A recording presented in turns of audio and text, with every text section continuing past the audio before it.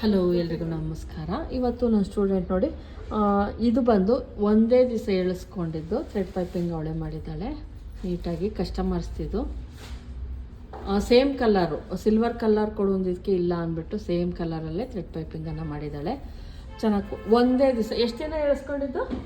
ಒಂದೇ ದಿನ ಅಲ್ಲ, ಒಂದು ದಿವಸ ಎಳಿಸ್ಕೊಂಡು ಮಾಡಿರೋದು. ಮತ್ತು ಇನ್ನು ಮಿಕ್ಕಿದ್ದು ಪದ್ದು ಫುಲ್ಲು ಡಿಸೈನ್ ಸ್ಟಿಚ್ ಮಾಡಿದ್ದಾಳೆ ಕಸ್ಟಮರ್ಸ್ದು. ತೋರಿಸ್ತೀನಿ. ಇದು ಮಧುಬಾಲ ಮತ್ತು ಬ್ಯಾಕಲ್ ಬೋಟ್ ನೆಕ್ಕು.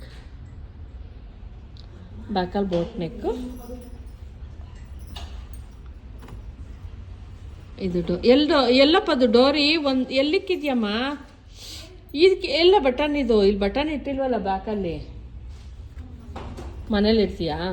ಇದು ಫ್ರಂಟಲ್ಲಿ ಈ ಥರ ಶೇಪ್ ತಗೊಂಡು ಮಧುಬಾಲ ಸ್ವಲ್ಪನೇ ಕೊಟ್ಟಿದ್ದೀವಿ. ಮಧುಬಾಲ ತುಂಬ ಜಾಸ್ತಿ ಎಲ್ಲ ಕೊಟ್ಟಿಲ್ಲ. ಕಸ್ಟಮರ್ಸ್ ಏನು ಡಿಸೈನ್ ಕೊಟ್ಟಿದ್ರು ಅದನ್ನು ಮಾಡಿದ್ದಾಳೆ.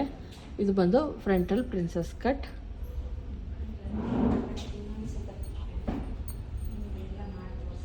ಇದು ಅವಳು ಸ್ಟಿಚ್ ಮಾಡಿರೋದು, ಪದ್ದು ಸ್ಟಿಚ್ ಮಾಡಿರೋದು ಕಸ್ಟಮರ್ಸ್ದು.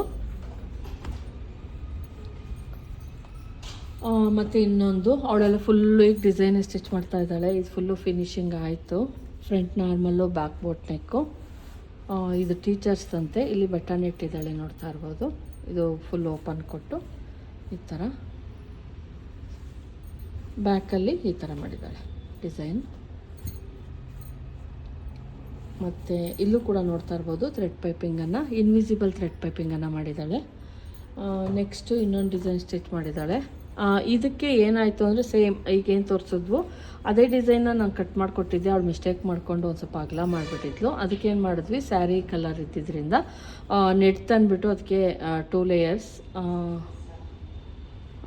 ಇದನ್ನು ಮಾಡಿದ್ದಾಳೆ. ನೋಡಿ ಈ ಥರ ಹಾಕಿ ಬ್ಯಾಕಲ್ಲಿ ಸಿಂಪಲ್ಲಾಗಿ ಬೋಟ್ ನೆಕ್ ಥರ ಇದನ್ನು ಲೇಸ್ ಕೊಟ್ಟಿದ್ದಾಳೆ. ಅವರೇ ಕೊಟ್ಟಂತಹ ಡಿಸೈನ್. ಆದರೆ ಅವ್ರೇನು ಕೊಟ್ಟಿದ್ರು ಅದೇ ಡಿಸೈನನ್ನು ಮಾಡಿದ್ದಾಳೆ ಸ್ವಲ್ಪ. ಮತ್ತು ಇದು ಅಷ್ಟೇ ಸೇಮ್, ಇಬ್ಬರು ಒಂದೇ ಥರ ಇತ್ತು. ಇದನ್ನು ಸ್ವಲ್ಪ ಡಿಫ್ರೆಂಟಾಗಿ ಚೇಂಜ್ ಮಾಡಿದ್ದಾಳೆ. ಇದು ಕೂಡ ಕಸ್ಟಮರ್ಸೇ ಕೊಟ್ಟಿರೋಂತಹ ಡಿಸೈನ್. ಇದು ಇಲ್ಲಿ ಹಿಂಗೆ ಮಾಡಿದ್ದಾಳೆ. ಇದು ಬಂದು ಬೇರೆ ಥರ, ಅಂದರೆ ಸೇಮ್ ಸ್ಯಾರಿ ಸೇಮ್ ಬ್ಲೌಸು ಬೇರೆ ಬೇರೆ. ಇದೊಂದು ಸ್ವಲ್ಪ ಇಲ್ಲಿ ಹಿಂಗೆ ಕೊಟ್ಟಿದ್ದಾಳೆ, ಇದನ್ನೊಂದು ಸ್ವಲ್ಪ ಕ್ರಾಸಾಗಿ ಕೊಟ್ಟಿದ್ದಾಳೆ. ಸೇಮ್ ಫುಲ್ ಬ್ಲೌಸ್ ರೆಡಿಯಾಗಿದೆ. ಇದು ಅಷ್ಟೇ, ತೋಳು ಸೇಮ್ ಇದೆ. ನೋಡಿದ್ರಲ್ವ ಫ್ರೆಂಡ್ಸ್ ಯಾವ ರೀತಿ ಡಿಸೈನ್ ಮಾಡಿದ್ದಾಳೆ ಪದ್ದು ಅಂತ. ಈ ವಿಡಿಯೋ ಎಷ್ಟಾಗಿದೆ ಲೈಕ್ ಮಾಡೋದು ಹೇಳಿ. ನೋಡಿ, ಇದು ಕಮಲಾ ಸ್ಟಿಚ್ ಮಾಡಿದ್ದಾಳೆ. ಅವಳಿಗೆ ಸ್ಟಿಚ್ ಮಾಡ್ಕೊಂಡಿರೋದು. ಇಲ್ಲಿ ಏನಪ್ಪ ಒಂದು ಪಟ್ಟಿ ಕೊಟ್ಟು, ಬೀಡ್ಸ್ ಕೊಟ್ಟು, ಮತ್ತು ತೋಳು ಈ ರೀತಿ ಪಫ್ ಸ್ಲೀವ್ಸ್ ಕೊಟ್ಟು, ಇಲ್ಲಿ ಥ್ರೆಡ್ ಪೈಪಿಂಗ್ ಕೊಟ್ಟು ಸ್ಟಿಚ್ ಮಾಡ್ಕೊಂಡಿದ್ದಾಳೆ.